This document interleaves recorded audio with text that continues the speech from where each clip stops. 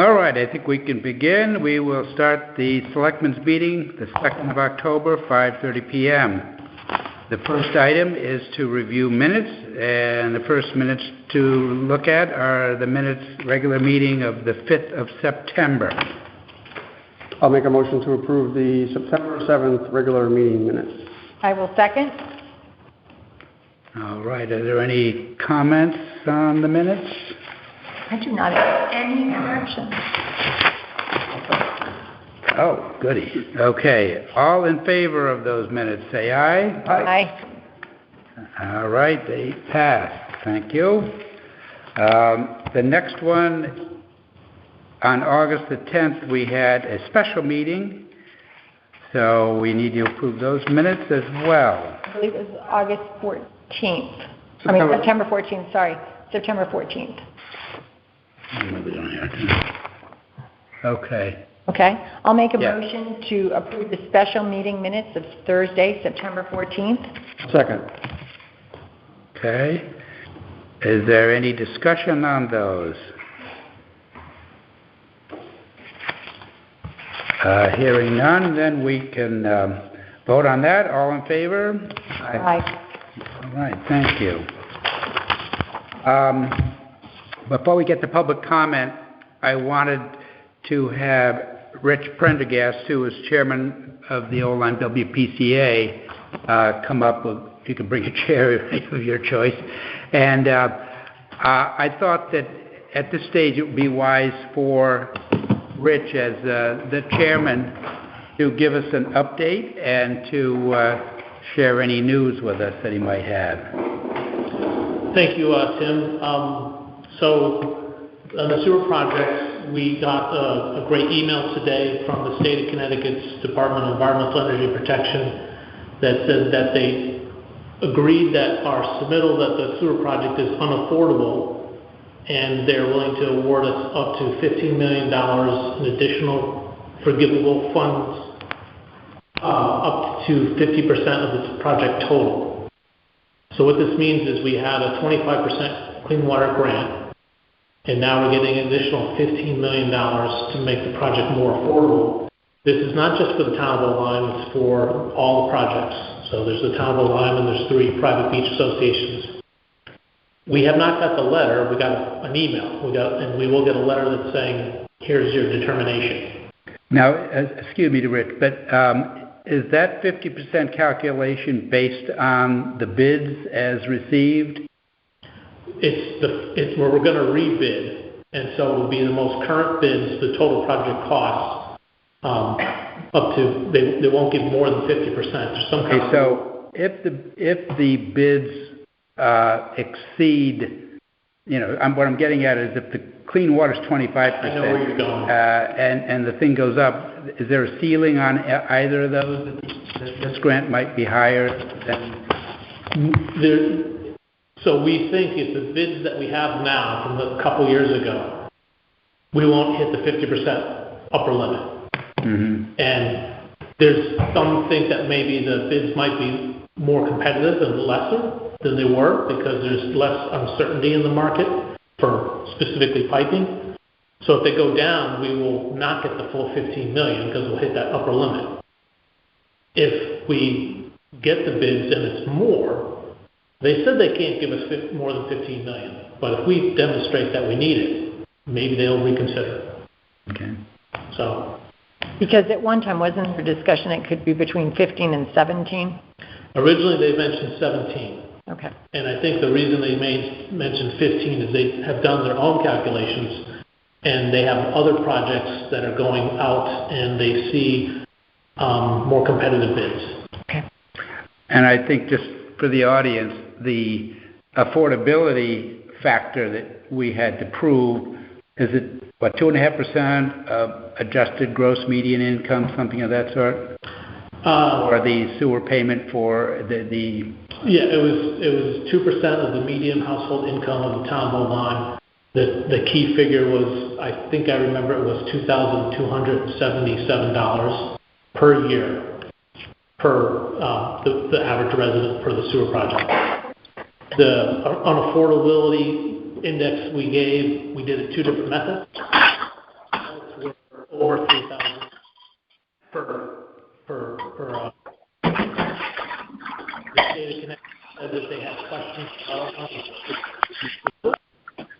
but it should be also noted they did the wrong. Somebody on the phone is doing a lot of rattling. Could you please mute your... Doesn't seem to kick in. Nope. All right. Sorry. There you. So that's good news, but it's not out of the woods yet. So we now have to figure the impact of that, meaning how, and the town of Oline doesn't get all that money. It's shared, and we have a cost-sharing agreement. So the shared resources are in the neighborhood of $15 million. So pretty much the shared resources will also share in that additional grant. There are two beach associations that are more expensive, and the logic of how they're awarding it right now doesn't really make sense to us. It makes sense that they would give the associations that need more, get more, but they're not doing that. So we're not out of the woods yet, but we take another step forward. And I just point out that they received requests from the public to do more studies and go back and say that there's no pollution. They've responded back saying, we're not entertaining that right now. We'll switch to compliance from funding if you want to try to say that it doesn't, there's not a problem. This is kind of a legal issue that we're working on. So we have to get next set of bids. We get the next set of bids. We'll update all the models of how much it costs. At that point, it's either affordable or not affordable. And there's documents. Tim and I talked earlier. He asked me what I want to do, and so I don't know how much detail you want. When do you expect the bidding process might occur? So the shared resources bidding, we're in the negotiations right now with the engineering firm to revise the bid documents and go out to bid. It's conceivable that will be resolved in a month, and then planning maybe 3 months. So it'll be early next year, I think, that they'll be able to go out to bid for the shared resources. And generally speaking, that process takes maybe 2 months to go out, get people to answer questions, then receive the bids, accept the bids. So probably January at the earliest. Yeah, but I think maybe more February to really go out. But we're going to try to push to speed on this because the private beach associations that are also doing sewer projects have more expensive than we do, and the interest is ticking away. So they're motivated to try to push this to the end to either do it or say you can't do it financially. And we're supportive of that. We have our own part where we're putting in our applications. And anyone that knows about this, the Clean Water Fund application, Tim has gotten a close look on it because he's had to sign. The documents are hard to read and they don't exactly make a lot of sense. Our bond counsel prepares them. Our engineering firm looks at them. The state has a council that looks at them, and then we have to get affirmations or signatures, and then it takes, even after we do everything, submit everything, it takes a month to get a response back from the state while they evaluate it. So it's. And do you feel that all 4 entities will be moving forward, pursuing the bids and staying together in this? Yes. All 4 entities are agreed to go out to rebid. It's the only logical thing to do because we cannot use the bids that are too old now. Mm-hmm. We don't have any evidence to say that they're too expensive. So we have to go out to bid for the evidence to say we can go forward or we can't go forward. They may have other things that they have to do. Some of the beach associations said that they might have to go back to do a referendum in their neighborhood alone. It depends on what the bids come back. So where are we with our IMA for New London? It's verbally agreed to. We have a draft of the IMA with New London. We have to then circulate that amongst all the signatures. The town of Old Lyme, the Selectmen's office is one of them. And I'm hopeful that it'll be simple because we've agreed to in one page the details. Here's the new prices. So, but we're not in a rush for that. We've got an agreement. We don't need it at the moment because we're not producing any effluent to process. So, and it also requires us to make payments when it's signed. Oh, okay. So the town of Old Lyme makes a $10,000 payment, and the beach associations make a $10,000 payment, which goes toward the total cost. It's not addition to, it's part of. Right. But it's not refundable. Like a down payment. Exactly. So it would make sense for us to go out to bid and then sign that agreement. Okay. From a financial point of view. Agreed, because they're not going to. Okay. Let's see, anything else that we... Did you mentioned about interim funding and permanent loan obligations and the timing of those. Do you want me to go into that detail or is that... I think that would be helpful, sure, yeah. So you may have heard the private beach associations have an interim funding agreement which they use for the design that expires January 31st this year. They're going to request an additional year extension. The idea is design will be done, you get the money from the state, whatever's left that we would owe, and then you do the construction, and you use the construction loan to pay off the design funding loan. And then that would be interim funding while you're building it. It's estimated to take 11 to 12 months to build the system. After it's built, interim funding agreements turn into what's called a permanent loan obligation, which is a longer term, the 20-year financing. And the idea is when that comes due, you start making payments to pay the loan back. That's also the time, 6 months earlier, that you've sent out assessments to start collecting fees for a built system. So the timing of it works great.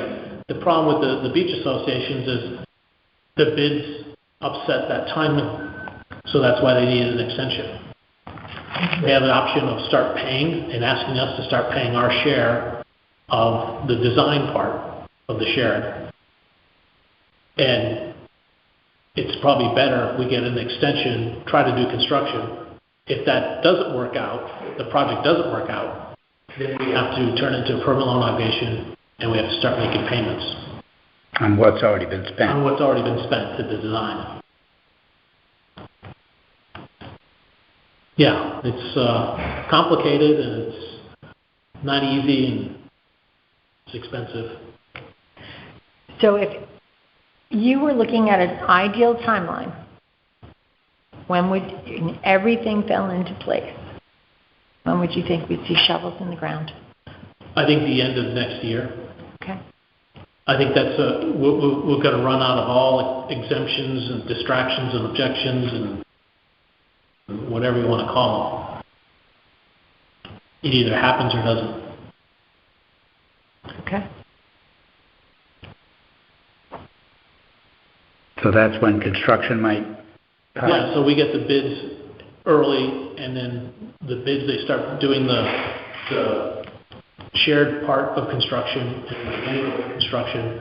They start that probably the end of next year, and we go for the new application that would take the design, roll it into the construction, which is what they recommend.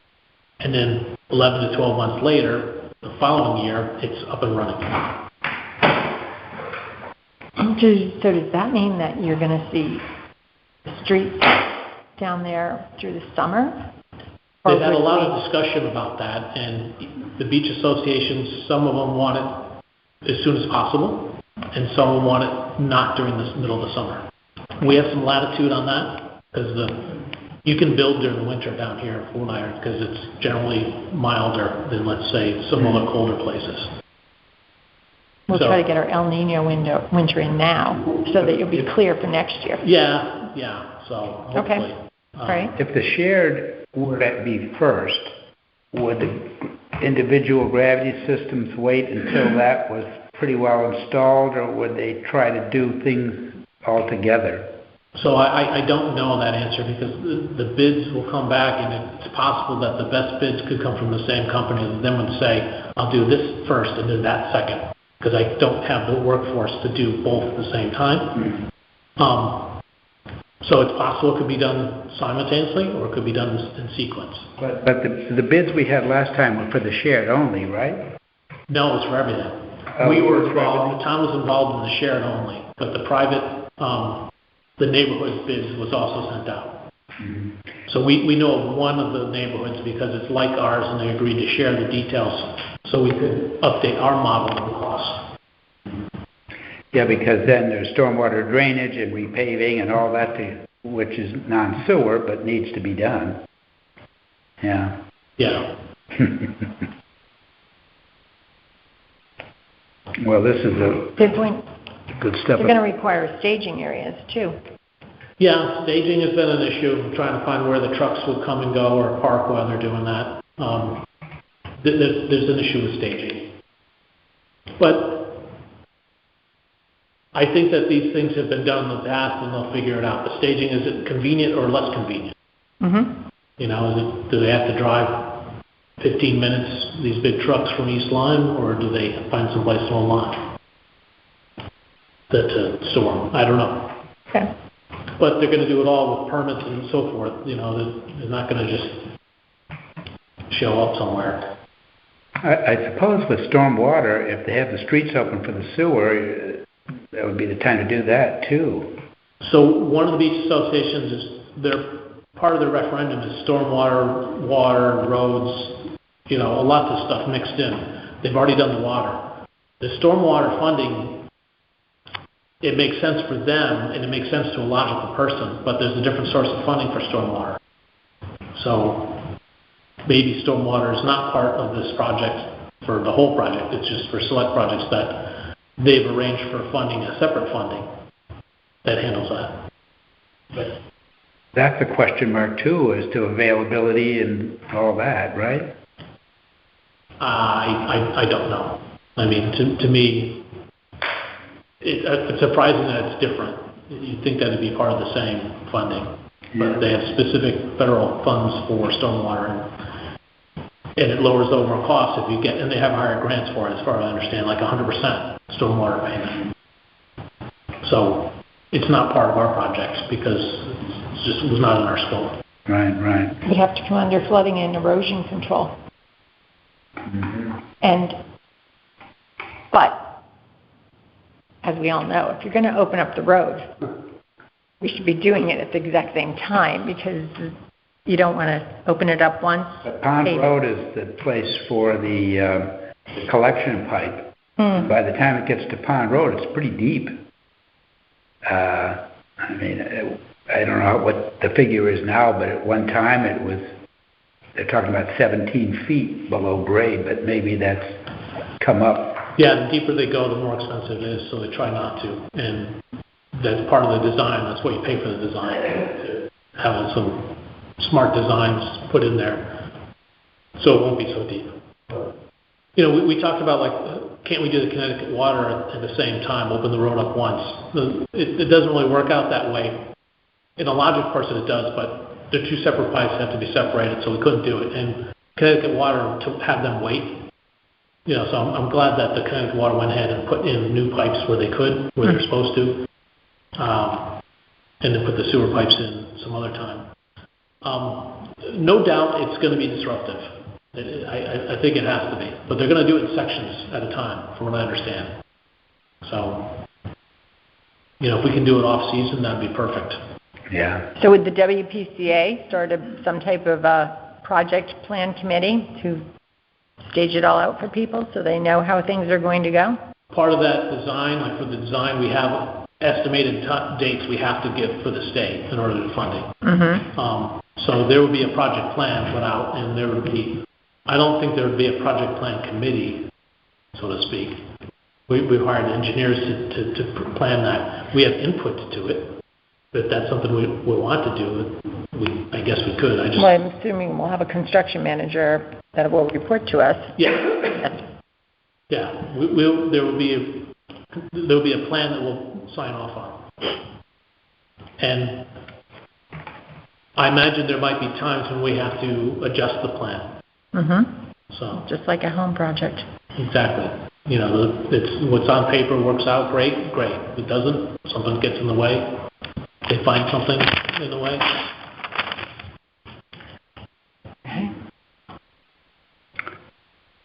Well, at least there's a path forward at the moment. That's good. I see it as taking the next step. It's, you know, there's still a lot of things to do before we get into it. So it's the next step. Rich, when is your next meeting? Next Tuesday. Okay. A week from this week, I believe.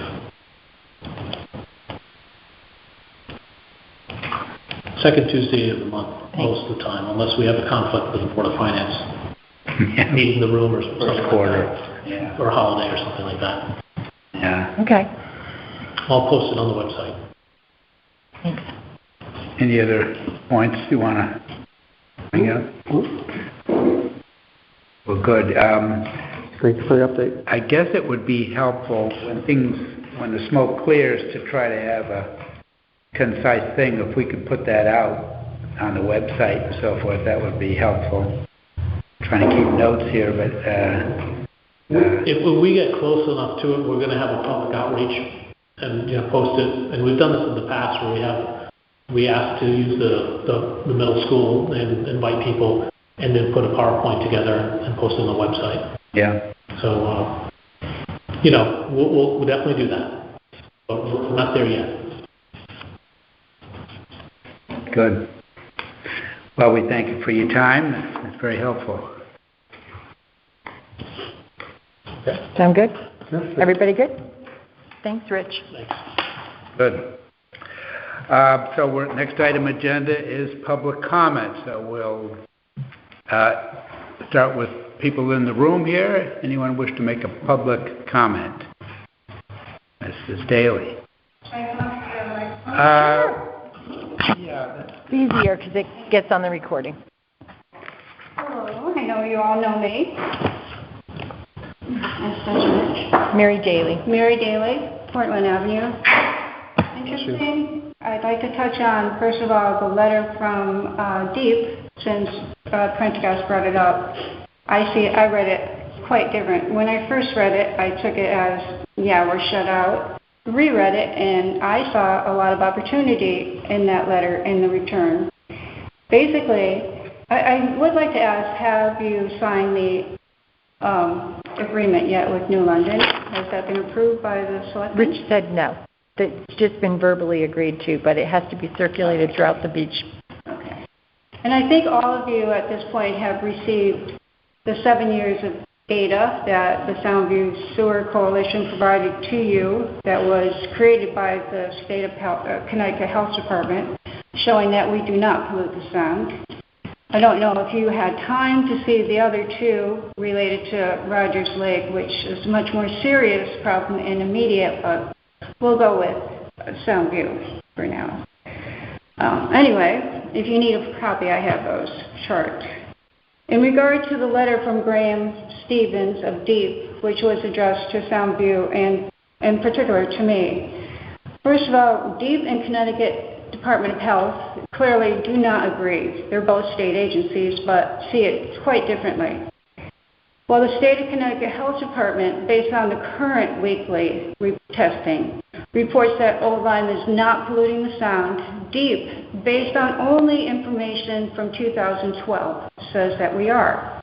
Deep suggests in 2012 we had some failing septic systems. Okay, we probably did. We have a lot of blight. We have some old buildings. They have been taken down. There's probably more that are problematic. Let's find those that are problematic and fix them. Let's not destroy the whole community just for a handful. If they haven't already been fixed, which they may have, because many of us have already upgraded our systems on our own. The town's program of mandatory pump outs has also made a difference, but Deep and the town WPCA insist on using data from 12 years ago, which clearly is so outdated at this point. Deep, per Graham Stevens, says that the passive code compliance systems are acceptable. We agree, and that's definitely where we want to go. As Stevens pointed out, it is an option. So we very much want to pursue that option. Deep, and Graham Stevens, notes that back in 2012, sewers were the most cost-efficient way to handle the issues in the beach area. Maybe it was then, it certainly is not now, as green technology has become cheaper and sewers have escalated in cost.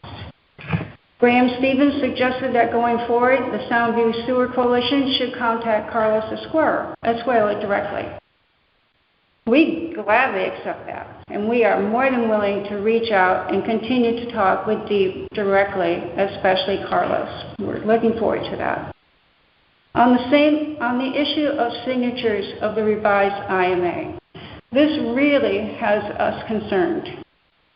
The contract will have a long-term lasting effect not just on the property owners directly impacted, but on the town as a whole. We still have so many unanswered questions regarding this project, as does a lot of the constituents in the private beach associations. They are not getting answers either. You may have heard that maybe Richard Prendergast thinks we are one big happy family, but even today I had people coming to me and calling me disgruntled, not getting the information from their associations that they want, not feeling that they can trust their leadership. Let's see. We do not know for sure what the design of this project is. You only have 60%. You do not, how can you go out to bid? How can you do anything until you have a complete plan? I'm sorry, just give me a minute. If Senator Marks' request, you do not know if Senator Marks' request for $14 million to support this project will be awarded. You won't know that until the end of the year, right? I assume.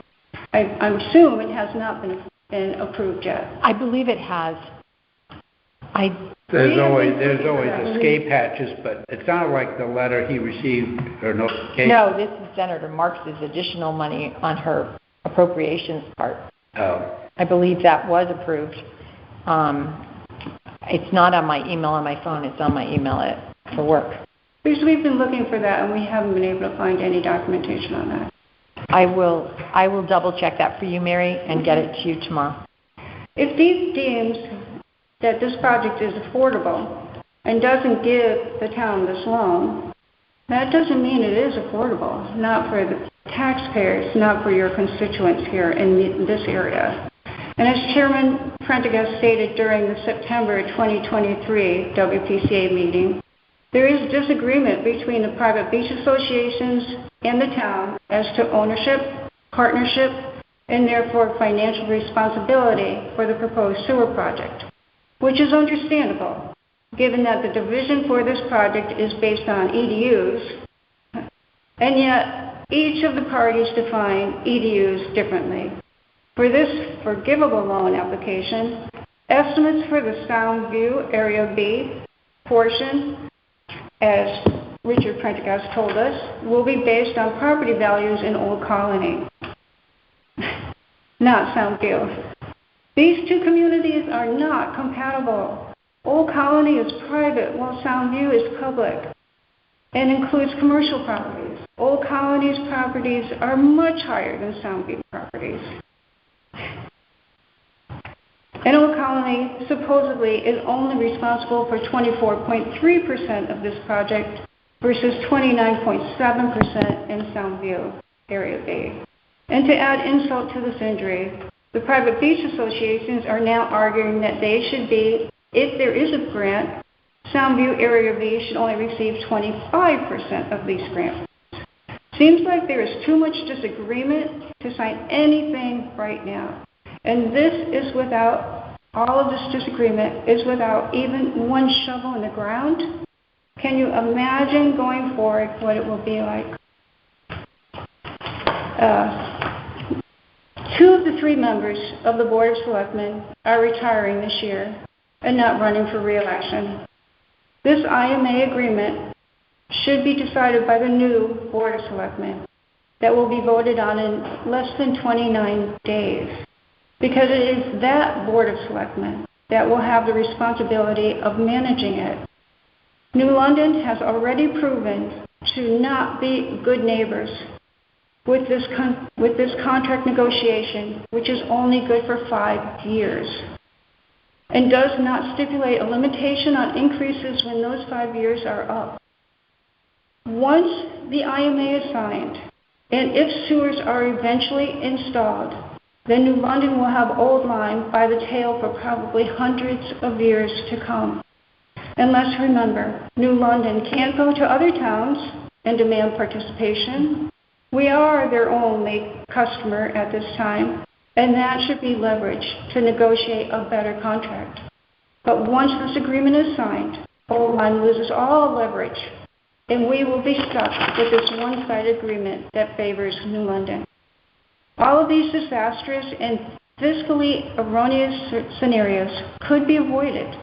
Our town could maintain its independence by pushing back on DEEP and implementing new green solutions to resolve whatever pollution problems really exist. We all understand, as 5 Tsunami once again reminded us again at the close of the September WPCA meeting, that the WPCA is, quote, a voluntary board doing the best we can. We get that, but for $55 million, $60 million up front, and an eternity of unregulated surcharge and maintenance fees, we should step back at this point and make sure that this is the right thing to do. Whatever steps and direction we move in next should be decided by the new Board of Selectmen, not the outgoing board. The Soundview Sewer Coalition is asking the Board of Selectmen to please refrain from signing this agreement tonight, to hold off and to wait until the actual design of the system is closer to completion. To rush in only benefits New London at the expense of Old Lyme, of your constituents. We can wait. It is the prudent thing to do. Thank you. Questions for me? Thank you. Mary, will you provide us with a copy of that, or did you email it to us? I can give it to you right now. I will give it so that Suzanne can put it. Thank you. It'll go in the minutes. Thank you. Rich?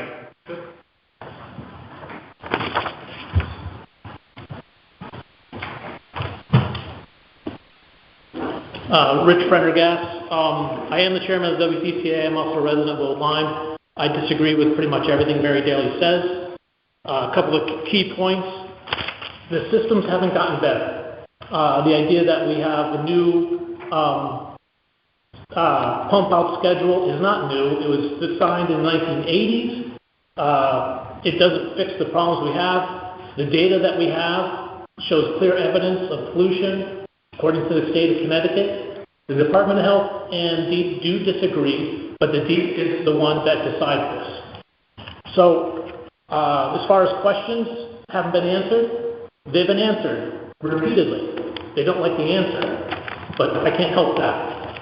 As far as the IMAs with New London, yeah, it's not the best deal. It's the best deal we could get, and it's less expensive and less complicated than us trying to build a sewer treatment plant on the mouth of the Connecticut River in Old Lyme. That was our other option. As far as the 60% of the design plan, it goes as part of the process. You start at 30, 60, 90, and 100%. When you're doing that, you get funding from the state for the 30%, and then they go back and do the 60%. It's not that we're going to go to market with a 60% plan. It's that we're going to go through and develop a plan. The wait and see to not sign the IMA, personally, I think that's the derelict of responsibility. But, you know, if that's what has to happen, and maybe that does happen, that's fine with me. From someone that manages or puts on this sewer thing for the WPCA, we're trying to do our best. And as I mentioned, that we're volunteers. And I'll tell you, every volunteer that's got into this and got into the detail is reasonable. Went from understanding the complexity to understanding that we're doing the best we can with the compromise we have. Thank you.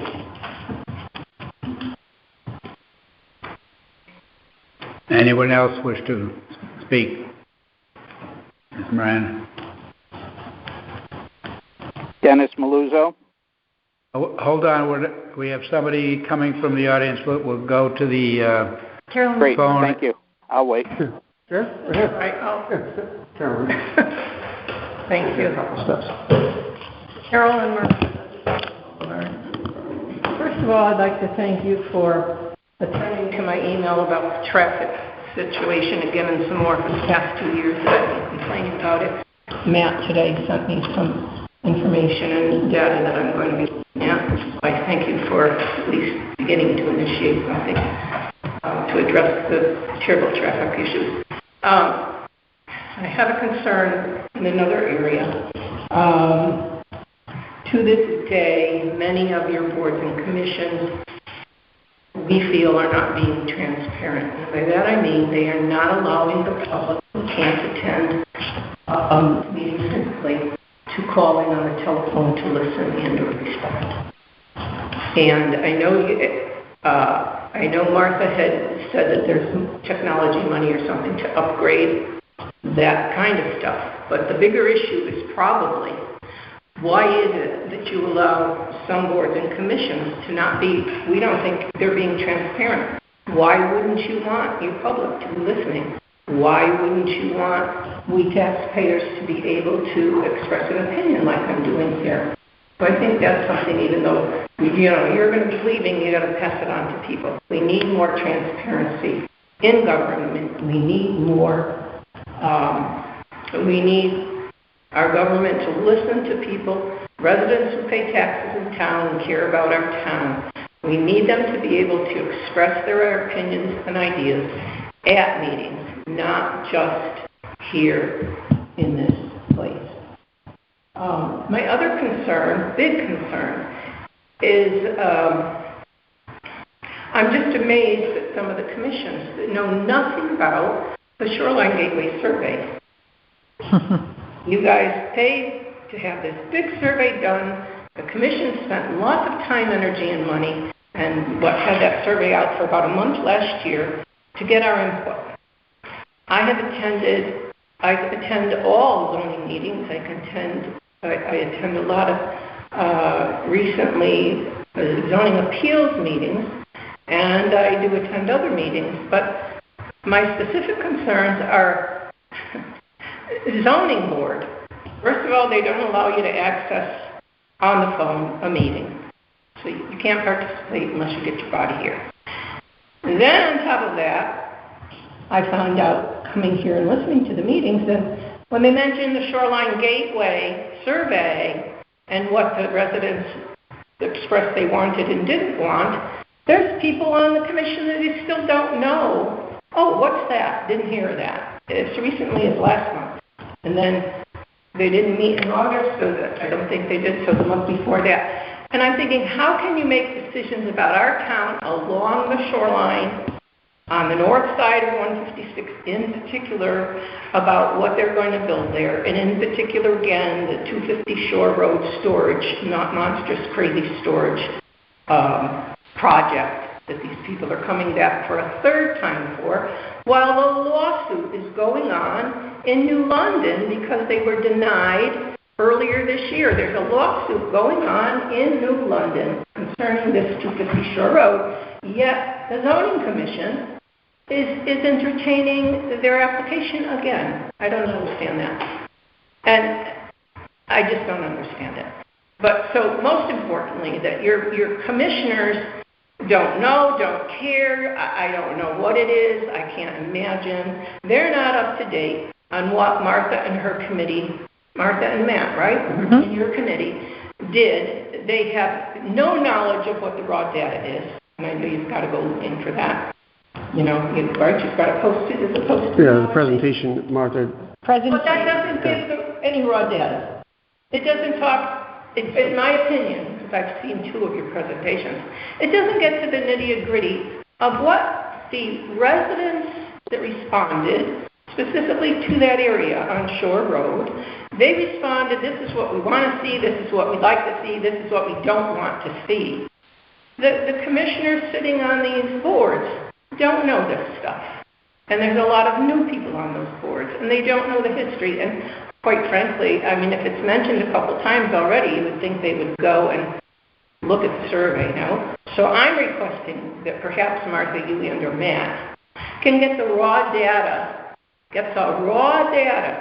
that all these commissioners can see it and read it before the next meeting, their next meeting. It's an important meeting on the 10th, specifically for 250 Shore Road and another property on Shore Road. So they can see what townspeople, if you spent all that money and time doing a survey and you got a good 1,200 people out of a small population in town to respond. And these commissioners, I used to say, God bless you for serving the town, but I don't know God bless you for serving the town anymore if you don't know these important things. So thank you for listening, and I hope they will get that information. All the commissions probably should get that information. Not just your overall presentation. Your Right, I understand. Thank you very much. Thank you. Thank you. Thank you, Sharon. And,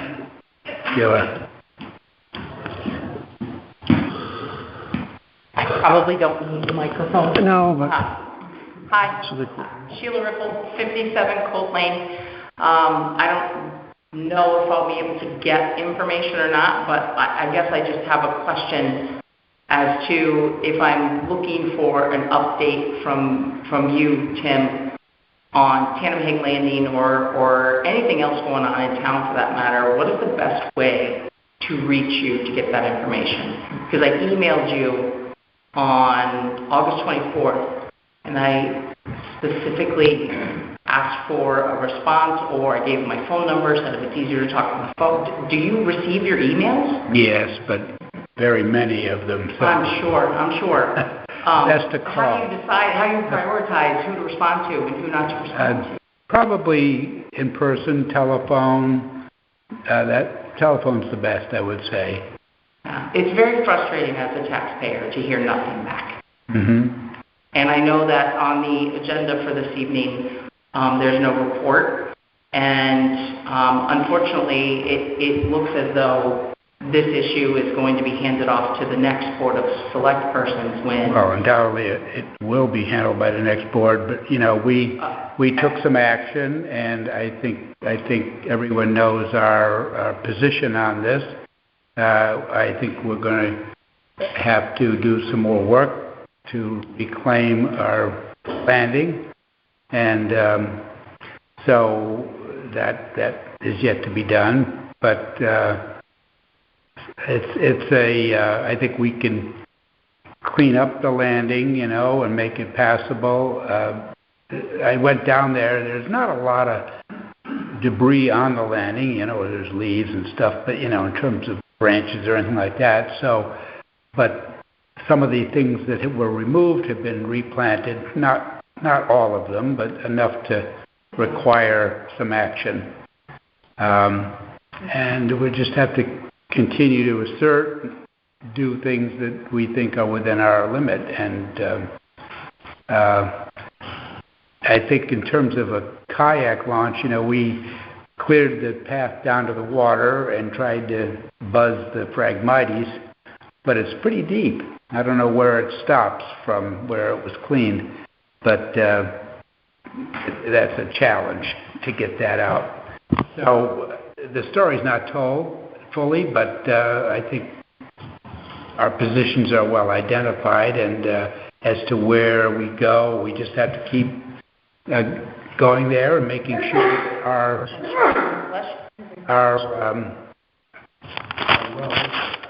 landing is kept the way we want it. They've intruded on a lot of fronts, and some of them aren't particularly bothersome, but certain ones were. Thank you for sharing that. I really am just looking for new information, and I realize that it's listed on the agenda as no report. And I just need to once again voice the concern that no report at this point, especially given what I just heard you say, feels as though that's also nothing new has been done. And in the minutes of the last Board of Select Persons meeting, you had quoted an email from Mr. Gagliardo, I believe, who had said that the state owns everything beyond the high tide line, and so that's not something that we as a town would be taking care of anyway. And yet, as this has gone on, one of the things the town has asserted is that they have been maintaining access to the water for a canoe or a kayak to be able to be loaded into the water without having to dig through the reeds and the muck on a low tide. And it's not an easy feat right now. I don't know that it ever was an easy feat, but it was access. And here we are 3 years later. And it's just frustrating. I'll just finish and you don't even need to respond. I understand you're probably tired, you're ready to move on, and it's frustrating to not get a response. It just feels dismissive. So I need you to know that. Okay. Thank you. Anyone else in the room? Okay, well. Oh.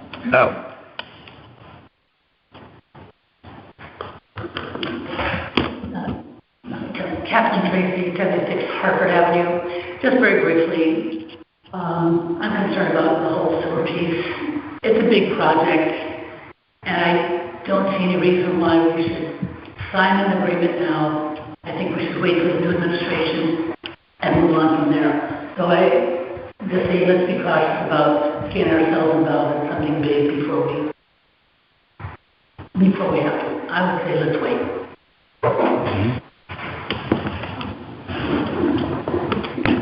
All right, we'll go to the telephone. Mr. Maluzzo, did you want to say something? Yes, I do. Couple of things. Can you hear me? Yes. Okay, here we go. This is just general knowledge and stuff like that right now. In light of the response that the Soundview Sewer Coalition received from Graham Stevens, from Deep, if we were truly polluting the sound for a nominal fee of about $40,000 to $48,000, we could test the wells in Soundview. The WPCA and Deep will then have current data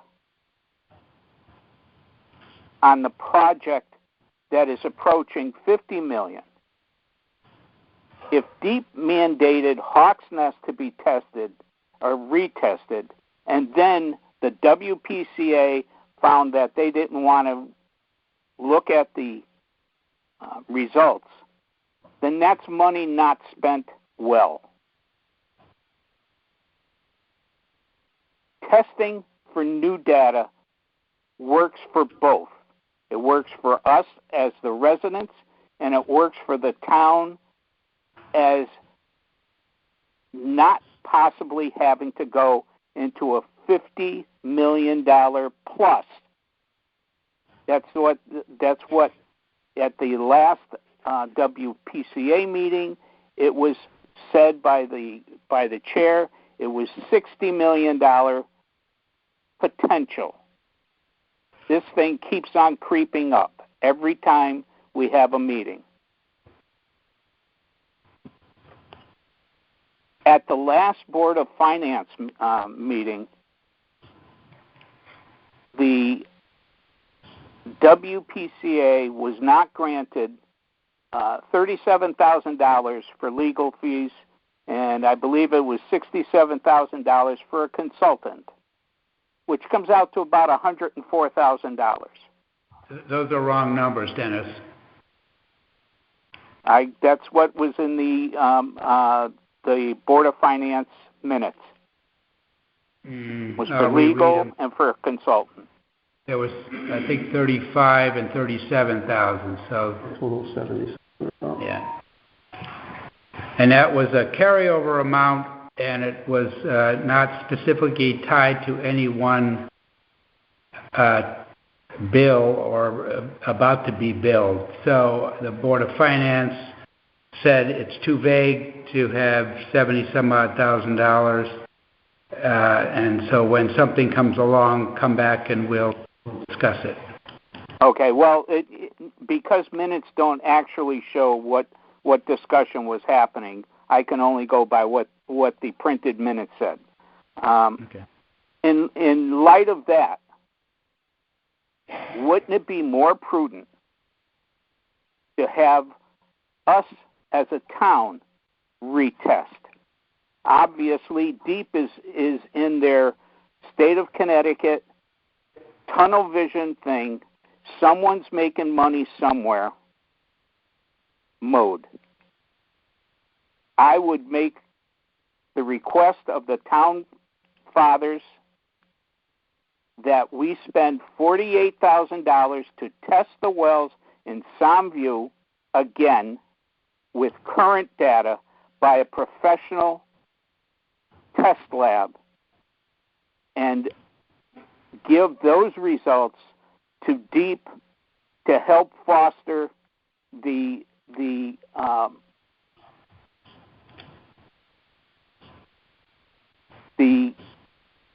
problem with the Department of Health and DEEP.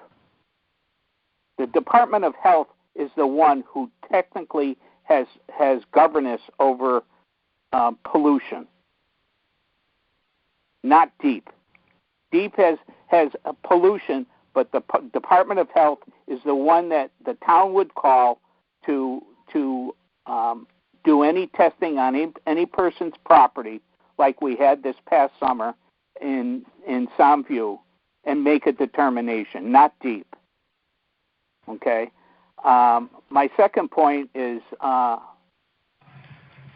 can the WPCA come up with sewer costs and bids since the failed bids came in? How do they know this project won't go to $75 or $100 million? They don't. We don't have a complete design, or if they do have a design, they're not.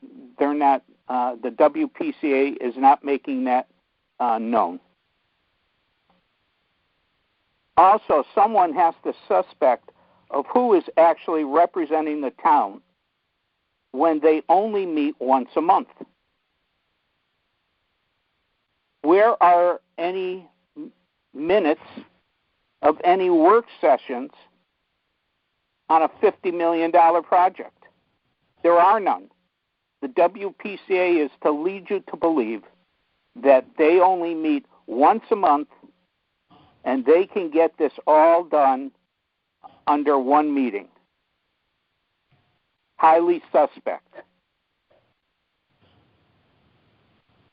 The next thing is the IMA that was just negotiated in New London.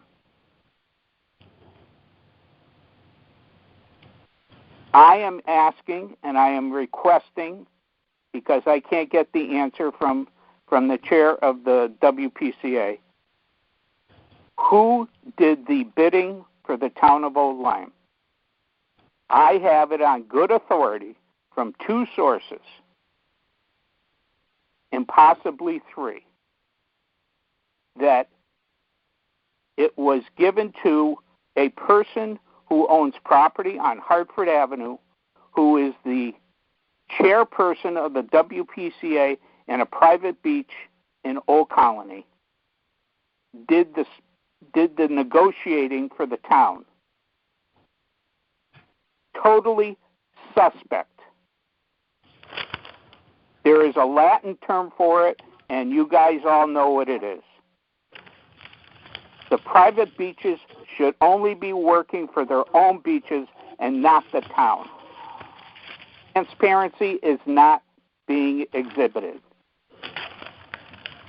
My third request, how come selectmen have not been in attendance at any of the WPCA meetings?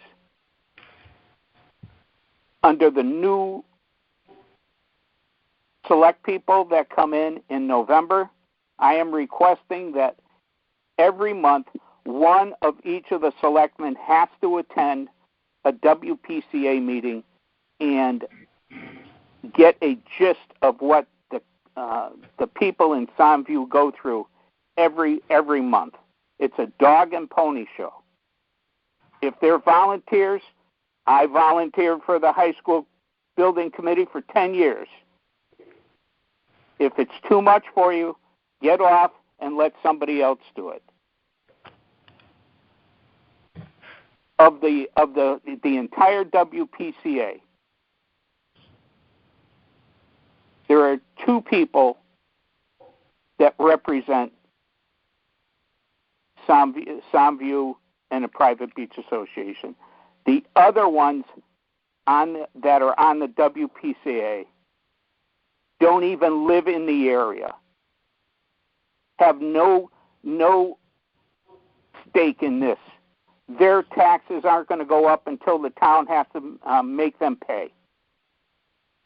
So they're going to do whatever they can do to have this system go through, barring pollution test data, so they can feel good. And there'll be a plaque at the corner of Portland and Pond Road for their own amusement. Thank you. All right, thank you. Anyone else on the phone? All right, so we'll... Can I just make a comment about that? I don't like people, you have to let people who volunteer, even if they don't live in the area, they still care about the community.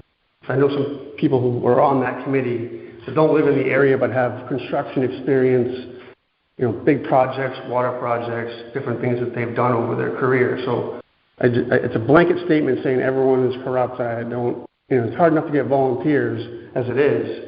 And you make comments like that, you're not going to get any more volunteers in the future. Not everyone is against you. There are people out there that are trying to do the right thing and get the right information out there and do it properly. So I just had to make that comment because it's frustrating. People make blanket comments against people with different commissions that, it's not everybody. There may be a few people who might not be, what they think is right or wrong, but there's plenty of volunteers out there trying their best. There are plenty of volunteers that don't live in the area also. I lived 50 miles away, and I worked all the way to Scranton, Pennsylvania, all the way up to the Albany and the Berkshires, but I still made it to meetings. So don't ever think that volunteers are against the project. My name is on the building committee plaque at the town hall, at the high school, because I was committed to do something that I was supposed to do. And I know several people on that commission that are committed, that aren't for or against it. They're on it because they want to do the right thing for the town as a whole. All right, we'll move on, though. We got an agenda to cover here. Is there anyone else on the phone? Anyone else on the phone for... No, I already asked that. Oh, I didn't... Yeah. I didn't hear... Communications, I have nothing unless anyone else has. Just that I heard that from a resident on Lime Street that there is excessive speeding, and she witnessed a child trying to cross the road. She and her husband even offered to pay for stop signs if we'd like to put some more up. Put what? Put some more stop signs up, because she said they go too fast, and especially at the end of the day when parents are trying to walk kids across the street from center school, it's very dangerous.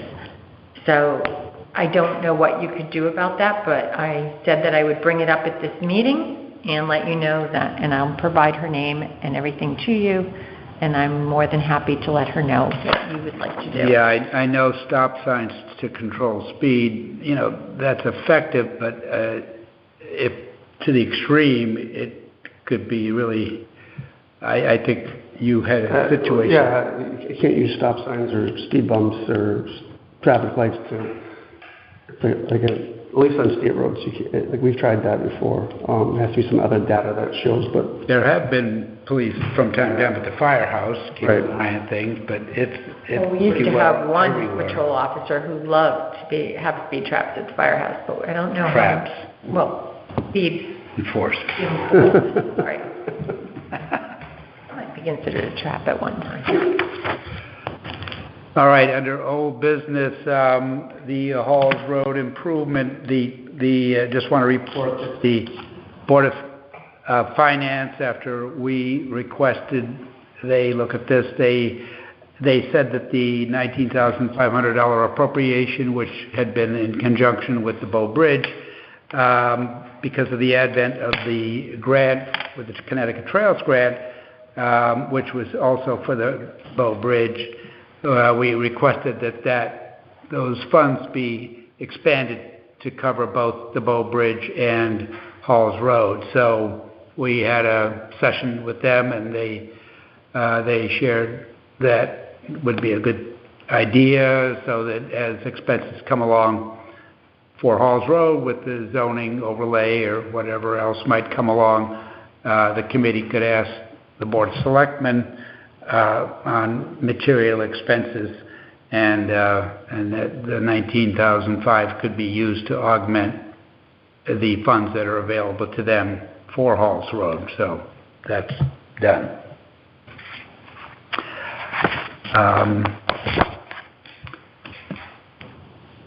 I just comment, since it's been passed when the agenda was done, that in the back here we have some boards that Edie and the committee put together talking about the Bow Bridge, and in particular the two styles of bridge are featured on the panel. So Sunday there was an open house for a good spell, and I guess Thursday will be another opportunity for citizens to come and see the boards and ask questions.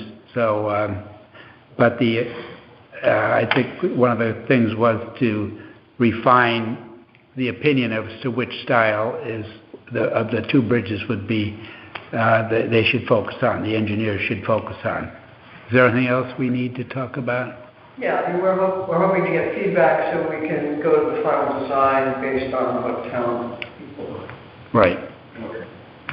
Okay. And then, so that will factor into their total analysis, and then obviously once the design is there, the next stage will be to consider framing up a proposal to actually make this vision come true.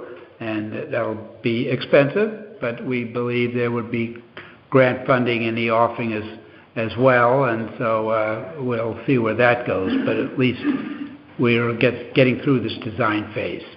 I mean, at this time, this is one of the few things we can do without DOT's approval, because it's town property once we get that sorted out. So we'd love to get the sidewalks going too. If we can find some other places to get that to happen, we'll work on that as well.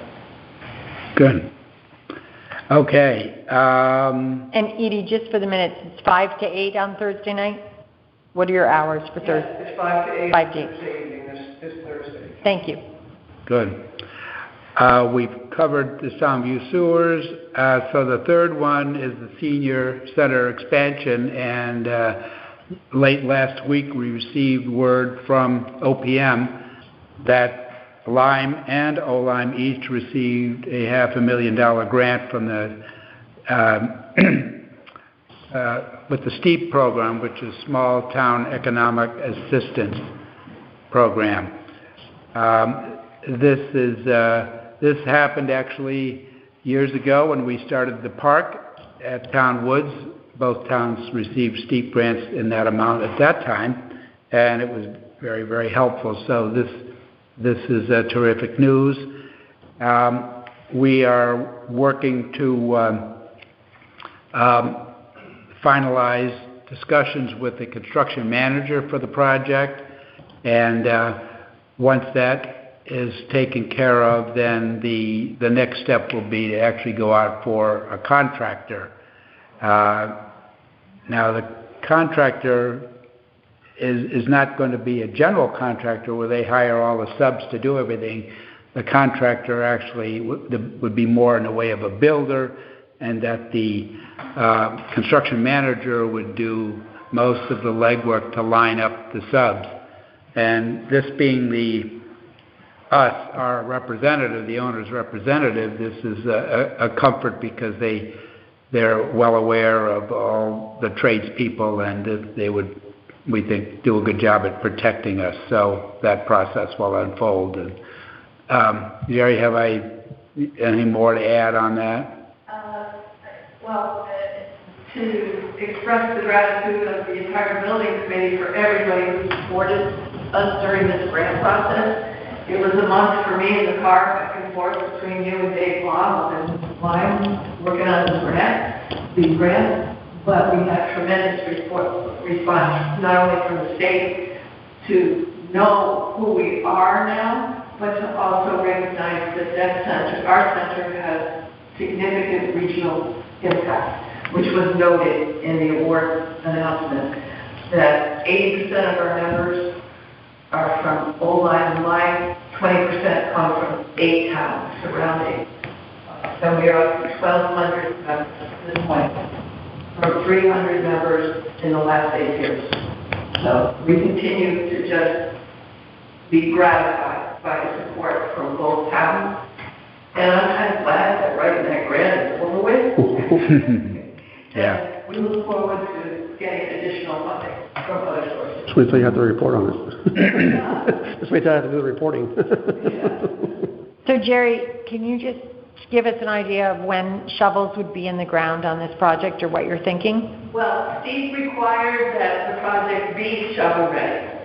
Okay, so what we did is in the last 3 special meetings that the committee had, vetted and interviewed several construction management companies, because we decided that project lends itself to being construction management and not general contractor. More transparency, more accountability with the construction manager and a small level. We're going to be finalizing the contract with Newfield Construction. Hopefully, I'm pushing everybody involved a little bit in the next 8 to 10 days, so that they can actually come in and start doing the work.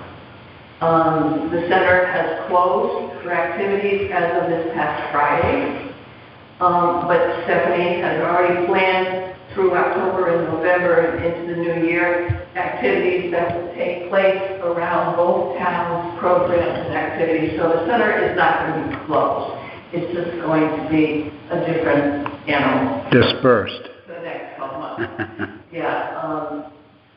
We really are still at the mercy of the rest of the world in terms of what the winter will be like for construction, but we're hoping, we gave a timeline of 9 to 12 months to have this renovation and this expansion completed, and we're still sticking to that, and we're going to push this construction management company to try to really stick to that timeline. So when would shovels go to the ground? We're shovel ready.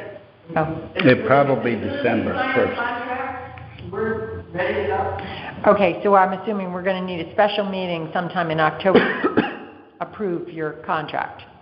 Yeah. Newfield. Yeah. Okay. We're going to be having a session this Friday, as far as I know.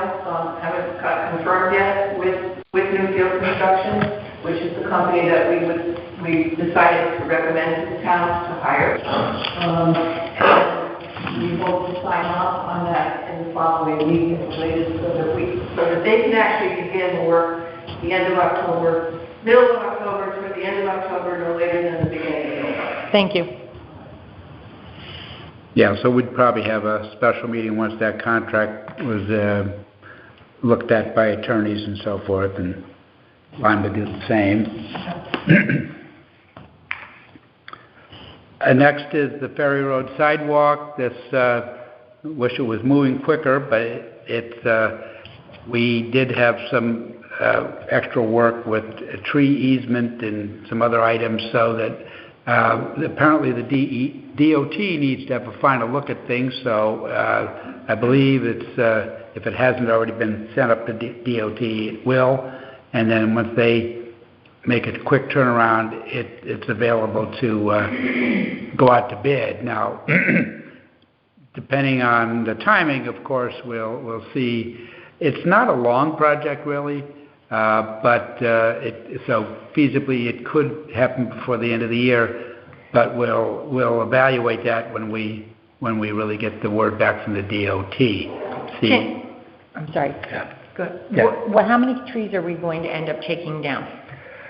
There will be 3 principal trees and 2 little bitty ones. Okay. And when are you taking those down before we start? We think it would be wise to have the town contract for that. Then the contractor who takes the job would be responsible to remove the stumps. Okay. Yeah. And why does DOT have to approve it? Because it abuts a state road? What's that? Isn't that a town road? Why does town DOT road have to approve anything? Because it's a grant. Oh, the grant part of that. Yeah. Okay. Sorry. Yeah, right. Yeah. Swan Brook outlet. We were able to clean out the pipes to see if we could spot anything unusual in the pipes, and nothing. There was some rag material that we don't know whether that had been some sort of packing that somebody had put around a joint of a pipe that it looked like it was a big obstruction, but when we fished it out, it was actually just rags. So obviously we have a problem with the pipe collecting sand during just I guess certain, I don't know if I would attribute it only to storm events, but between the tides and the winds and so forth, sand gets in there. And so we have talked with the Garvin family, which has equipment nearby, and so as opposed to running our payloader from the transfer station to come down periodically and dig out enough to make it flow again, we're going to rely on the Garvin, so that should be more responsive and save time and effort on Public Works. But we did get an image showing that I guess wave action had pushed the side of the east wall, and then the fasteners that went into the concrete actually moved sideways and popped the concrete where they had been drilled into. So we'll have to ask our contractor Macnick to come back and have a look at that. That was pretty amazing. So I guess the wind and the waves and so forth are pretty severe.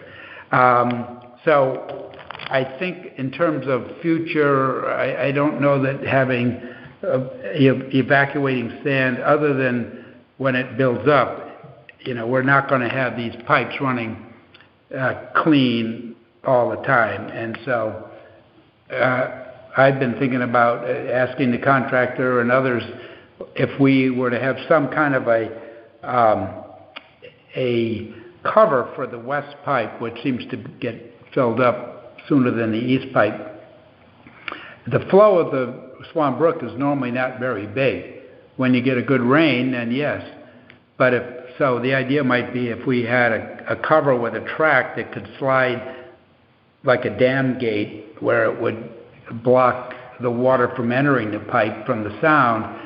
Maybe the water that normally happens, it comes out the east pipe only for the most part, so we could rely on the east pipe, and then when weather was looking to be turbulent, we could open it up. So I don't know whether that's a good idea or not, but we're going to try to get that thought through. And in any event, I think normally when you dig a little bit in front of the east pipe, it opens up and flows, and so I guess that's going to be our cross to bear going forward until something better happens. But this weekend, both pipes were running beautifully. I mean, I was there. I sent you the video. Yeah, nice. Beautiful.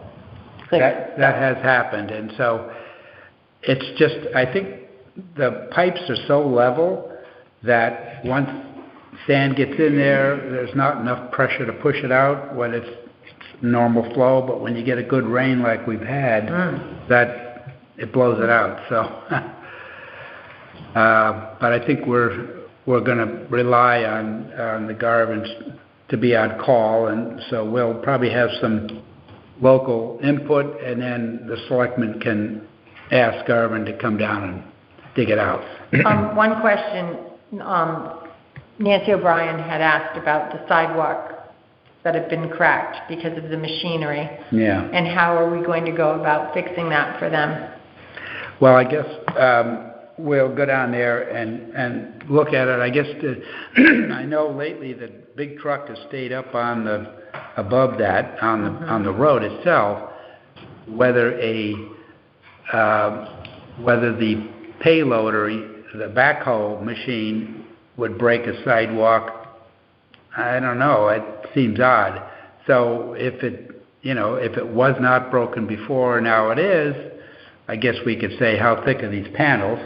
And, there's no other way to get in there other than coming in that over the sidewalk. You don't have to necessarily go down the whole way across the sidewalk.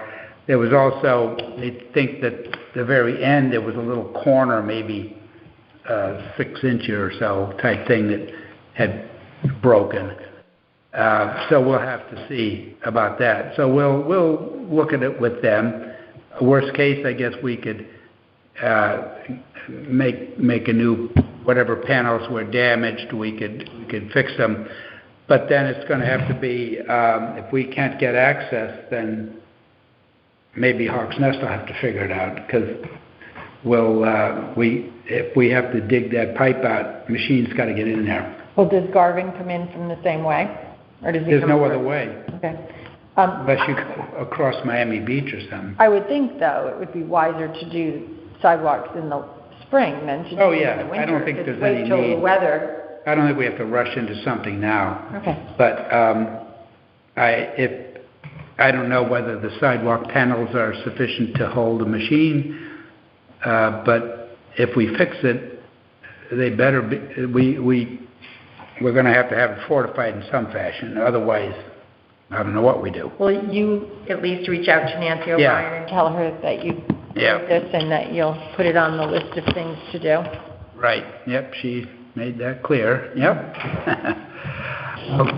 Okay, Town of Maheg we've discussed. Button ball. I don't think there's been anything going on there. I think, if anything, the harbor management will be working on the dock permit and some of the work on that. Do you want to say something? Nope, sorry, different So, project. We've had some discussions with the Black Hawk Club, which owns adjacent property, and I think we are fine with their request that the maintenance of the side of the road, the various vegetation that might grow out, they will take care of it apart from our parcel. I think the Black Hall owns property on both sides coming down the road until you get to the parcel, and then they continue on the side opposite our parcel down to the Blair property. So, in talking with the president of the club, it seemed like they will be willing to trim that. And I think I said probably something, keep it 3 feet back in the way of anything near the side of the road, and then any things that tend to grow out need to be cut. That would give cars the ability to not get brush rubbing up against them and so forth. So I think they're okay with that, and we should be. And if something looks wrong, it needs to be addressed. There was also some discussion about signage and so forth. So, but I think the next big deal will be the question about the dock and the permit and so forth. And then don't know that there's anything more. The Shoreline Gateway had their presentation to us, so that was fine. And so, there was some comments about that might be distributed to the land use people so that they're more clearly aware of it, and that's a good idea. So, I don't know, are there any next steps with... There are. Yes. So first of all, we get a request from Eric Knapp to send the presentation to the Zoning Commission, which I did the next day, and he funneled it out to them. And also, I can work on getting the raw data. I think it's about, Matt, if I remember, it's about 76 pages of raw data, but I certainly can put it together for people to read at their leisure. Also, just so you know, that the committee has broken down into 5 subcommittees to work on the key findings. Those subcommittees are comprised of 2 members of the committee, except for one, which has 3. And we are going to then come back to our meeting on October 19th and report on those subcommittee meetings. This was a way to divide and conquer and not make better use of our time at our meetings. So we will be reporting out on October 19th to each other what our first meetings were on those key findings. Very good. Okay, going to new business. We have Leano come up and talk to us about potential additional affordable housing in town. Thank you. Thank you for your patience. It's an education. Among the action items coming out of our affordable housing plan that was adopted last year was to do a review of the 60-odd, almost 70 town-owned properties to see if there were any open parcels that might be suitable for affordable housing. And that has been done, at least a first pass, and sure enough, 2 potential opportunities were discovered. Actually, by one of our members, Fred Fenton. So they are. Actually, I want to make sure you have the maps that I sent out. Yeah, they're in here. Do you have it, Matt? We don't have a copy of it. Oh, you'd like to see it? You copy? I'm sorry. He's got one. Yeah? Tim will share. I know it's on my email, but I saw Mike said copy would be made. I didn't even remember. Sorry. So the 2 parcels are in the same neighborhood. They're very close to each other. They're out south of the Post Road Fire Station, across from Boughton Road. Yeah. Lake. And I just gave you a quick overview of these, Tim. One is on Kimmick Road, and it's about a ½ acre. And then just south of that, it's in a loop of Hillcrest and Grandview. There are 5 really small abutting lots that together cover about a ½ acre. So they're in an R20 zoning district, and they are in an area of existing single-family homes.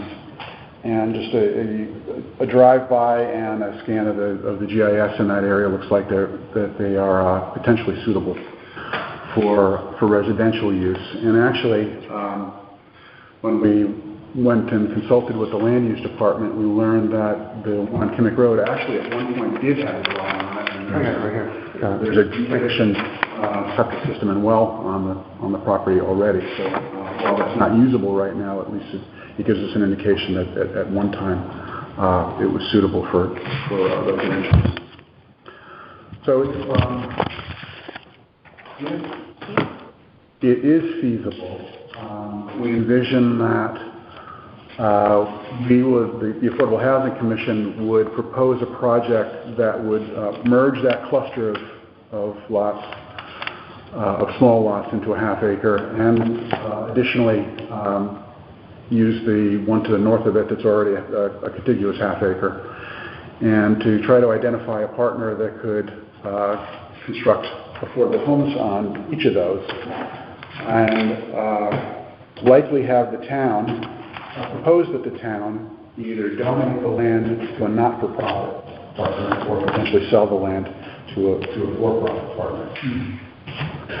The next step, I haven't been advised by the land use folks over there, and the folks in this department, is that our next step would need to see if this is feasible at all, would be to do the soil and water testing on each property. They're buildable. The estimated cost of that is, for the initial perk testing, would be $1,500 per test, and two of those would be $3,000. So before we get too far out on proposing a project, we want to at least do a check to see if it is feasible to construct residential dwellings there. So I'd like to request the $3,000 to move forward with the process. Yeah. And if that pans out and it does turn out to be feasible, then we can move forward on proposing a project. But I wanted you to at least have a sense of what kind of project we're thinking of before we take that first step. Yeah, do you know if anybody's tried to build on those properties before? The one on the north, the one on Kimmick? Had the well and the septic? Yeah, there's a well and septic there, so it looks like there is a raised RAZED residence, former residence there. There's some sketchy, the land records aren't complete. I don't know how old they are either. But there was a problem with the septic. The last records indicate that there was a problem with the septic, but I know Bob Day's company did 3 houses along the back off of Grandview. Off of Grandview? Yeah. Water course that goes through there is low, you know. And I suppose we need to figure out if the town, what we did when, just to digress, a neighbor wanted a tiny lot, not as part of this, that's across the street. And so we had to actually, we decided to contact the abutters to see if anybody would want to buy it. So I suppose we ought to say if we ultimately sell it to an outside party, what do we have to go through? Right. This fellow wanted to simply attach to his lot, so, but if, you know, the town's taking the step to develop it, and so how do you fit in somebody wanting to buy them? But we ought to figure that out first before, you know, if we canvass people and say, do you want to buy any of these or whatever, then if you don't get a response, then it might be something to think about. Yeah, would you see that coming prior to, I mean, this could Probably. if we perk test it and it doesn't perk out, then it's a moot. It's all unless somebody just would append it to their property or something. But this one on the end, there's no neighbor adjacent to it exactly. Anyway, it's something that we can kick it around. So what would the process be if we wanted to move forward on? So we envision the next step would be to do the soil and water testing. But Do you have any money in your budget? we don't. Okay. Yeah, you need to get extra dough. Okay.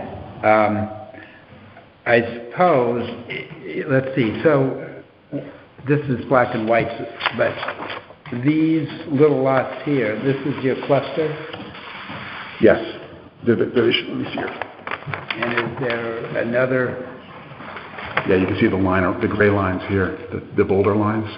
That's the cluster. But are there two potential lots within this cluster? No, these total to a half acre. Okay, so in Kimmick. And the Kimmick one is up here, the one that's outlined here.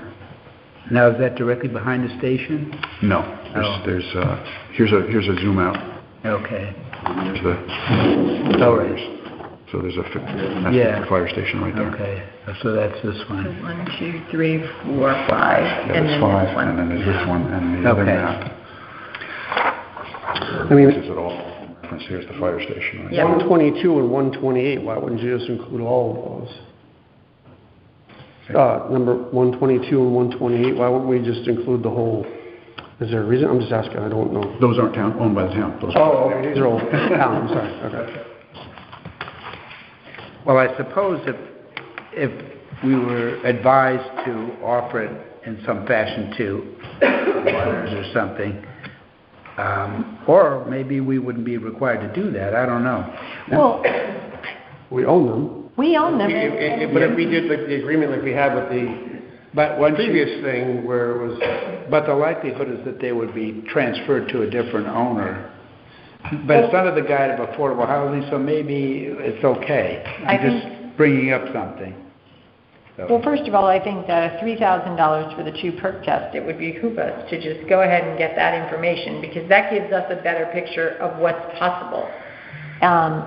Anyone who would possibly want to buy them is going to want to know that information, whether it's good or not. We know it's good on one because there was a house, but with the other problems that they had with their well and or septic, we don't know what the current situation is. So at least to rule that out, because right away, if we get that $3,000 answer, it's either going to be a no-go from affordable or whatever. Yeah. Then we can continue to go down the next path and see if anyone wants to buy it. Or maybe the lawyer would advise that since you're promoting affordable housing and so forth, you don't need to concern yourself with that. I don't know. We'll see. But I think we've certainly spent enough on other projects in this town. $3,000 seems like a... Yeah, I don't think that's a major issue. Yeah. Well, that would be... so it is 3,000? Yes. That's the estimate, yeah. So if you wanted to proceed with that as one of the first steps, I guess we'd have to ask the Board of Finance to. Now, can you envision any other expenses related to, as we go along, that we'd have to front? Yeah, I mean, if a project is proposed, we'd have to come up with another budget for that, but there'd be lot line modifications, so there'd be survey and... You go to request a second line, it has to go to town vote because you're coming back. Yeah, once you do 2 appropriations for the same purpose, you're at a town meeting, regardless of money. Okay. Regardless of dollar amount. So if you have an overall, to get you pretty much to the end of, close to maybe transferring it, thinking of the expenses, it could be not to exceed kind of thing, and then if the perk tests are lousy, then you say, that's it? Down scope? Okay, good. But just maybe noodle that. Yeah, under 25 and try to come once. But if we were to do the whole project, that's obviously would be a town meeting vote anyways. But yeah, there would be some, yeah. So survey, some legal, just to, particularly on that southern cluster, because those are 5 separate entities right now. Yeah. So to combine those would take some paperwork. Since it's town-owned property, wouldn't taking the cluster of the 5 properties, though, the cost would be a little less? I think you could would be a little less than normal? Right, because it's all the same owners. It's all the same owners? No, except... And it's ours. Yeah. So, I don't think we have to, pay into a does the town pay, is affordable housing going to pay for a permit to redo that? Because it's town to town. If you're creating one lot out of 5 or 6 parcels, I don't think there'd be much in the way of expense. We could talk to zoning, but you're not subdividing it, you're just merging. So. And it's all of our property. Yeah. It'd be simple. Cheaper ones, yeah, I would think. Yeah. Well, it's been done before. They were a little, I don't know whether they were for tent sites or what, but when this was designed, it looked like just all these itty-bitty 50 by 100s, or maybe not even that. 25 by 60. There's stalls, and I don't know how that got into an R20, but we haven't done all the forensics on how it. Yeah. Okay. So you'll come back to us with a... Yeah, so you want more of a end-to-end budget starting at 3,000. To the point where you think there'd be a logical place to pause, money-wise. So, to the point, so I think we'll budget it then to the point where it would be in a position to transfer to a partner to develop it. Yes. I think that's, because that's it, basically the way that it would say was, if we spend 3,000 and it's no good, then we're not spending it anymore. Right. Yeah? But you came to the table once. Exactly. Great, that should be straightforward. Yeah, so you could put together a proposal and that'll be fine. Good. First, the first gate was to just run the whole concept by you, and if that if that didn't pass muster, then we weren't coming out of the gates at all. Yeah. But, Good. next step. And thank you to Fred Bennett, who spent time researching. Thanks. Okay, thank you. Good. I'll reach out to you because we had a presentation at the planning commission last week of a potential affordable housing project up on Hatchet Hill. So I hope that you get in contact with them or no? I can get the information of the company who's thinking about doing it. They actually reached out to us some time ago. Okay. This was Make sure you're in the conceptual stages. Okay, good. Okay, thank you. Yep. All right, next up, we have the Conservation Commission. Gary Gregory, the new chairman, would like to talk to us about items that he and the commission they have no budget for. Hi, Gary. Gary Gregory, Browns Lane, Conservation Commission Chair.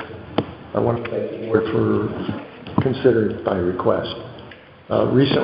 Very recently, I became chair of the Conservation Commission. The previous chair did not submit a budget, so my request is for $1,950 of funds to get the commission through this fiscal year. What's the budget for specifically? Like, do you have it? You have this? It's in that packet Katie just gave you.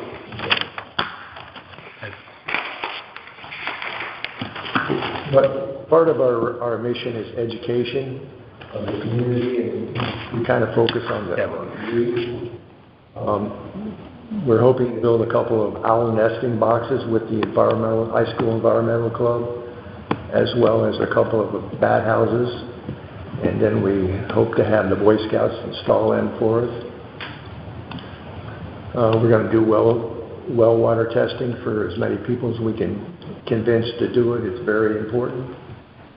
Vernal pool, we'd like to do a potential vernal pool identification program for the town. The state has just come up with something called LIDAR, which will be available to us early next year, and it gives a resolution of maybe 2 or 3 feet on satellite. And what it'll do for us, it'll identify every depression, 2 feet, 10 feet, whatever it is, and then that's a potential depression. And we can start going out and looking at it, looking for indirect indicators of the vernal pool. Any other questions? Any questions? Do you know what the budget was last fiscal year? 0. Oh, okay. So the first time the commissions have asked for a budget? Years ago there was a budget, but... Okay. It's been dormant. Just the clerk, I guess. Oh, okay. Just curious. Hasn't been active. It hasn't been active, I guess. So Gary's trying to get it going again. I'm trying to get us to do something for the town. So Gary, I do want to tell you that for your brochures and publications, CCM now offers, CCM is the Connecticut Council of Municipalities. They now offer printing services to their towns. Okay. And they do not charge you. They're not there to make a profit, so it's very reasonable. I would certainly reach out to them if you're doing any printing first to get a quote from them, and then you can go to your other outside. Because what I'm finding out in the brochures, I'm going to places like Deep. 5 years ago, Deep made half a dozen different brochures. They don't make them anymore. That budget has been stripped. They'll put one up online. If it's online. If it's online. A couple of magazines they put out in 17 was the last year. 18 another magazine the last year. If you're not involved with that, you would never know, but I'm involved. Make a motion to... Well, we'd probably have to support, talk to... Yeah. So make a motion that we're in support of a budget appropriation of $1,950 for the Conservation Commission for fiscal year 23-24. I'll second that. Okay, the motion's to propose to the Board of Finance, Conservation Commission, has an appropriation of $1,950 for the purposes described in the paper here. It's been moved and seconded. Other discussion on it? I just appreciate you taking it on and wanting to do something. So, good luck. Well, I thank you. We'll vote on it. We'll vote on it. All in favor? Aye. So I think the Board of Finance is the 17th of the month, Tuesday. So we'll do a little memo to them and put it on the agenda for them. Perfect. Okay? And as far as the board's concerned, you can expect to see my face. Okay. Thank you. Asking for Bottom Street. sometime. Thank you. Yeah. I just have a question. Did you mention something well? Okay, so the next item is I'm requesting we do this resolution for the Oline Land Trust proposed purchase of the Eklund property, which is located at 188 4 Mile River Road, and to support their grant request to the, let's see, is that part of it? It's the 2023 Open Space and Watershed Land Acquisition Grant Program. So the Planning Commission has endorsed it. The region, our Council of Governments has endorsed it. So they've gone around, they've gotten a number of letters of support. If we add our support to this, it would hopefully be helpful. I can read it, which says the members of the Oline Board of Selectmen endorse the purchase of the Eklund parcel, a 43.23 acre parcel located at 188 4 Mile River Road by the Oline Land Trust from David and Mary Eklund. Further, the Selectmen support the Land Trust application for funding from the 2023 Open Space and Watershed Land Acquisition Grant Program. The addition of this 43.23 acre parcel of undeveloped land to the surrounding Town of Oline open space holdings of 341.7 acres and the Oline Land Trust holdings of 375 acres will create a combined 759 acres of preserved land. Now, of course, those totals are not the only land that those two entities own. It's just in that area which is near the Coos Stump Dump. And if approved, the members of the Oline Board of Selectmen are pleased to endorse the purchase and to support the Land Trust grant application. So, is there a dollar amount attached to this? Yeah.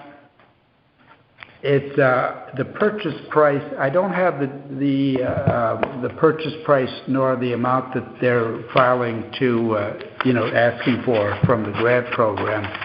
Well, up next to the town meeting anyways.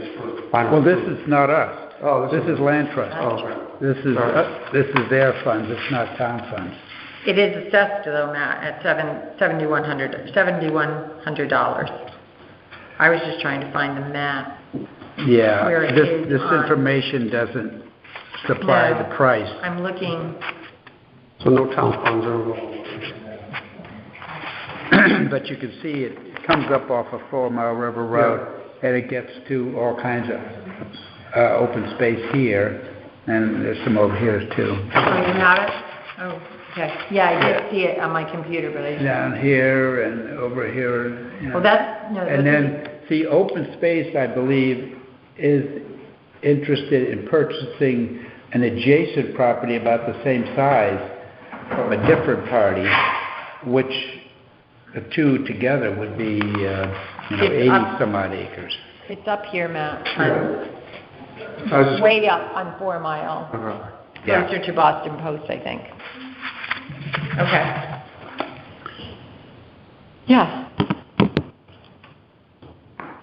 So I'll be more than happy to make a motion to have the Board of Selectmen sign the endorsement for the Old Line Land Trust purchase of the Eklund parcel A second. Okay, moved and seconded. Any other discussion? We'll vote. All in favor? Aye. Okay, thank Oh, you. want me to sign it? This next one is developing a town policy for social media. I'm probably the least qualified to talk about this, but... I'm going to do it. So Martha will talk about it.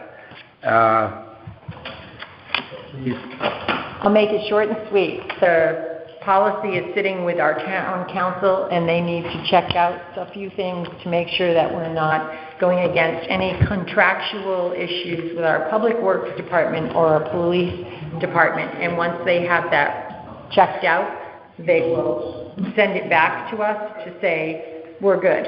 And once they're good, then we can work. So maybe it'll come around the same time as the special meeting for, who was it? Jerry Baker. So maybe we can get that done. It's very short, it's very well done, and that's where we are with that. Thank you for you and Katie working on it. Appreciate that. Katie did most of it. Yeah, I think part of it is also to protect the town from FOI or other kinds of things that might be generated by separate boards and commissions or entities with their own website. And we know that social media, if you have a lot of people involved, there's going to be issues. So we just figured that having some rules set would be very smart, determine who is the person who can operate it and all that. So I think it's a good idea. Yep. Good. All right.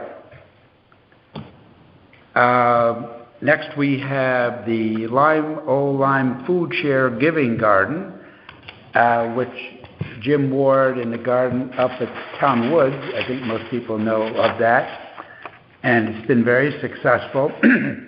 So the United Way chose to recognize the Craig Floyd Giving Garden at Coogan Farm, Nature Center, the Old Lyme Giving Garden, and the Old Lyme Food Share.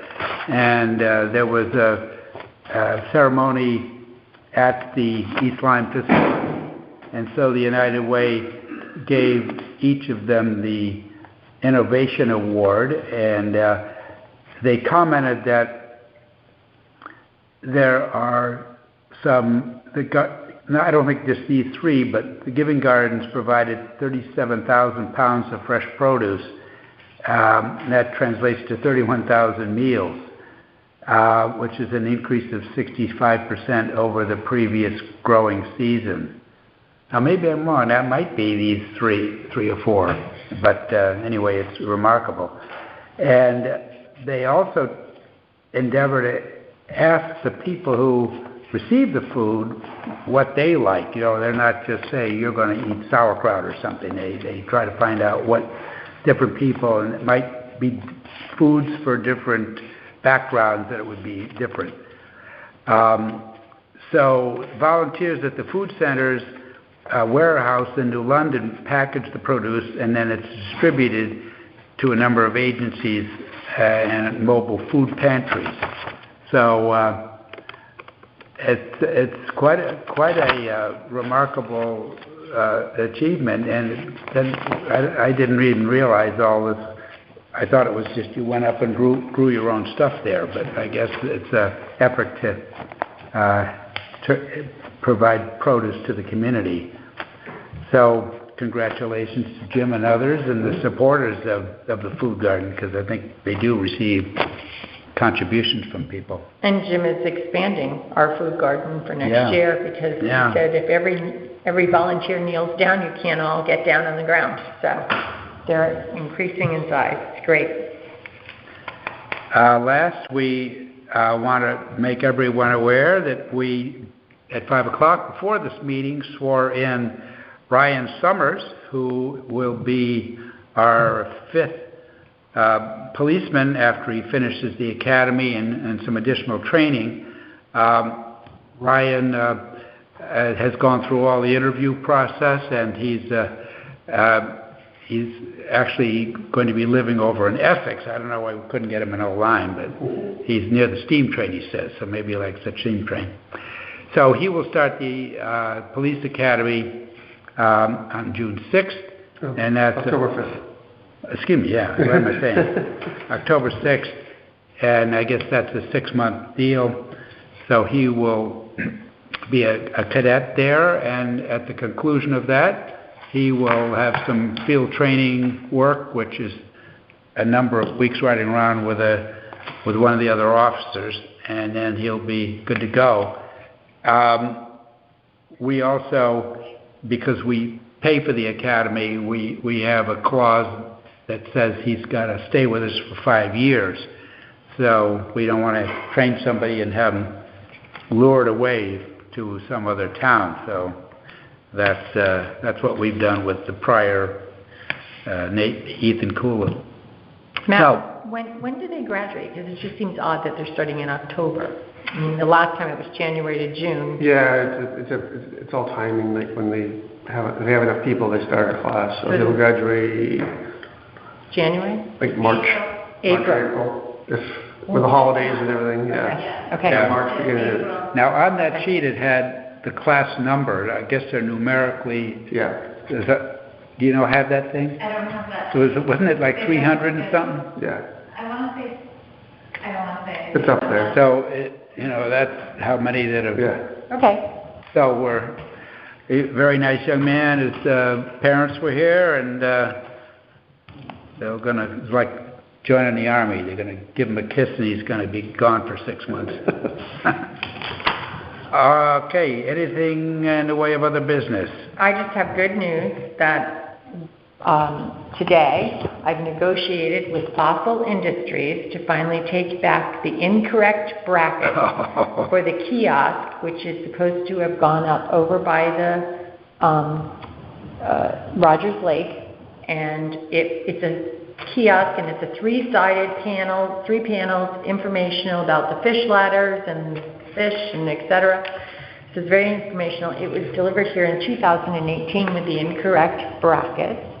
And after some negotiating this morning, I told her that other companies take things back when they send the wrong things, and now she's going to take them back and then send us the new bracket, and we're going to get that up. Excellent. Good job. I just had a couple of things. One thing was I wanted to just thank Terry Lewis, who has stepped down from the EDC, for all the years of service to the town. I know she's on several committees, so I did want to publicly recognize her for all her years of service in that committee. Today, myself and Melinda Cronfield, the town assessor, met with Kevin McMahon regarding the veterans exemption. Oh, yeah. Information. It was very informative. Melinda is very knowledgeable and gave us a lot of homework to review. Our plan is to meet in the next, regroup in the next 2 or 3 weeks, and we're hoping maybe to have a proposal to you by the November meeting. Great. So these are new provisions in addition to what exists? Correct. Yeah, and some new legislation just came out in the last couple of weeks where there's caps of what extra you can offer. But it was definitely very informative, and there's a lot of information. It can be very confusing whether you're a veteran or disabled or fully disabled, and there's a certain requirement. So we're trying to come up with a game plan that would maybe, we have like 44 veterans in the community. 14 of them take some of the programs, but a lot of that is they don't take advantage of it because their income is too high. So we're trying to see what we can come up with to maybe get more of the 44 involved or qualify for something, some type of tax break. So I might say that if you need assistance from the VFW to help, from legwork or whatever, no, I appreciate that. Let us know. Definitely. So it was very informative meeting, and we got some work to do, but I think we can make it happen. So great. So that's that. Okay. If there's nothing else, I'll make a motion to adjourn. I will second. So I have it 7:24 p.m. All in favor? Aye. We are adjourned.